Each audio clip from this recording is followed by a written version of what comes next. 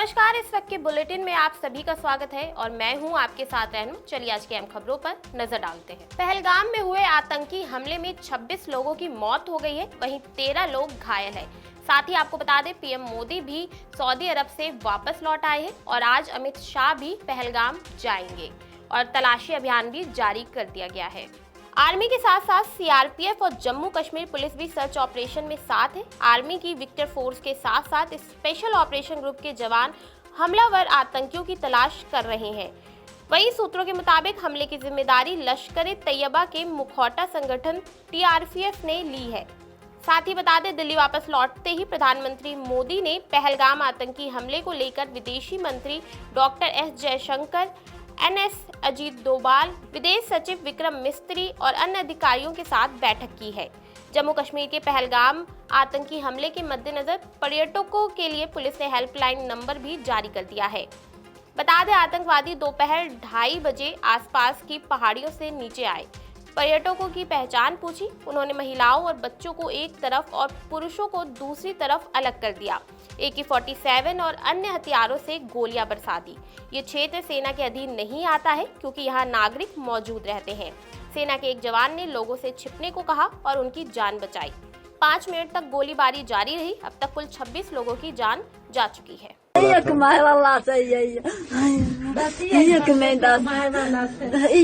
कमाए वाला से कोनो तो बड़ा से अल्लाह के कर खुदा घर में और कोई नहीं है कमाने वाला? ना हाँ।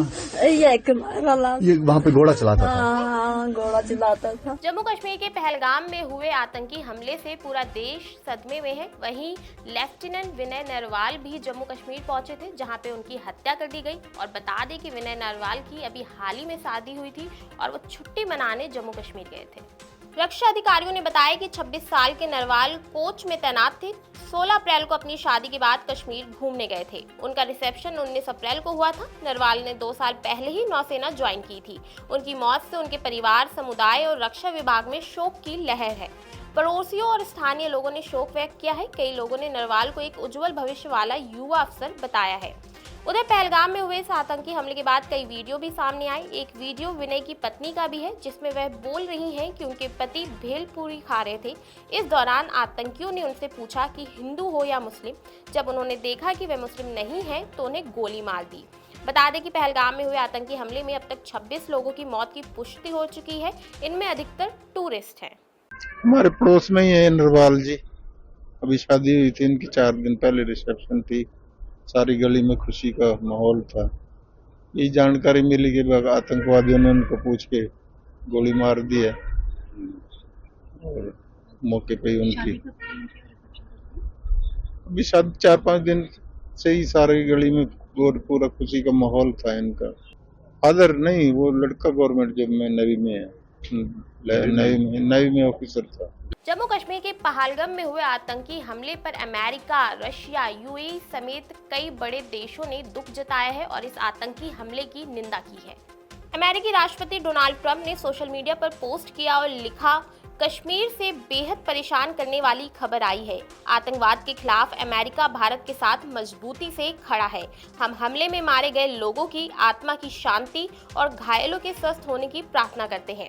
वहीं रशिया के राष्ट्रपति व्लादिमीर पुतिन ने भी एक्स पर पोस्ट किया और लिखा कि इस क्रूर अपराध का कोई औचित्य नहीं है। उम्मीद करते हैं कि हमले को अंजाम देने वाले अपराधियों को उचित सजा मिलेगी। उन्होंने आगे कहा कि वे आतंकवाद के खिलाफ लड़ाई में भारतीयों के साथ अपनी प्रतिबद्धता को एक बार फिर से दोहराते हैं। इसके अलावा यूएई ने भी आतंकवादी हमले की काफी निंदा की है।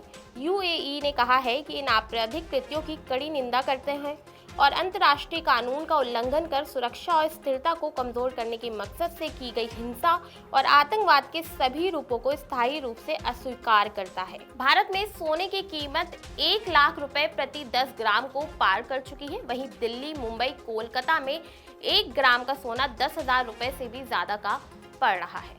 इंटरनेशनल मार्केट में देखा जाए तो आज $3450 के ऊपर रेट चल रहा है। इंडियन मार्केट में अगर देखें तो 1,02,100 के आसपास का रेट हुआ है। अगर इसका पूरा एनालिसिस करें तो हम लोग उसको थोड़ा पीछे से देखेंगे कि जो गोल्ड है वो एज ए इन्वेस्टमेंट के हिसाब से आज गोल्ड बढ़ रहा है। लोगों की जो एक प्रति है गोल्ड के प्रति जो एक ट्रस्ट था वो बढ़ जाने के हिसाब से आज गोल्ड का रेट बढ़ रहा है। साथ साथ में जो टेरिफ वॉर का जो एक बात था वो टेरिफ वॉर लगने के बाद में ये जो गोल्ड के रेट बढ़ रहे हैं। मैं आपको थोड़ा पीछे से बताऊंगा कि लास्ट काफी सालों से 1700 से 2000 के बीच में गोल्ड का रेट वरिश कर रहा था। तभी भी आशंका थी कि गोल्ड में बहुत बड़ी तेजी आएगी, क्योंकि काफी सालों तक एक स्टेबल रहना गोल्ड की एक पैटर्न है कि वो कहीं पे रेट पे स्टेबल होने के बाद में लंबा वही स्टेबल पे रहता है। तो काफी टाइम से लग रहा था कि गोल्ड में तेजी आएगी, पर जो कारण जो है उसके साथ में वो जैसे बीच में रशिया और यूक्रेन का युद्ध चल रहा था तभी भी एक बूस्टिंग मिला तो थोड़ा गोल्ड और बढ़ा।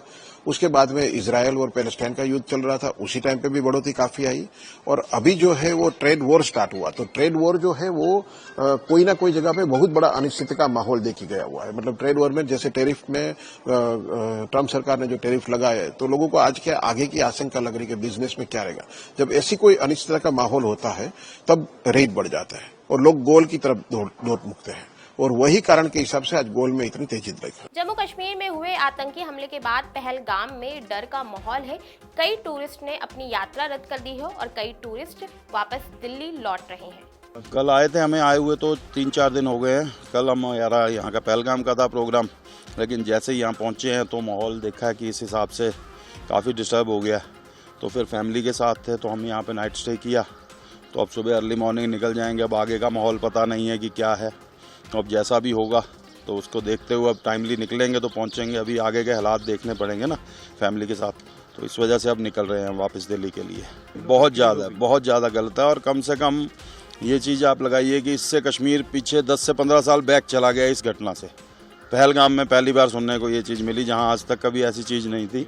और हम तो हर साल आने वाले थे, और पिछले 2-3 साल से इतना बढ़िया सिस्टम था टूरिज़्म के लिए भी, हर चीज़ के लिए, लेकिन इस चीज़ से ये एक बार दोबारा बैक फ्रंट पे चला जाएगा। तो ये थी आज की अहम खबरें जिन पर हमारी दिन भर नजर बनी रहेगी। ऐसे ही देश और दुनिया की तमाम खबरों के लिए देखते रहिए नवोदय टाइम्स पंजाब केसरी।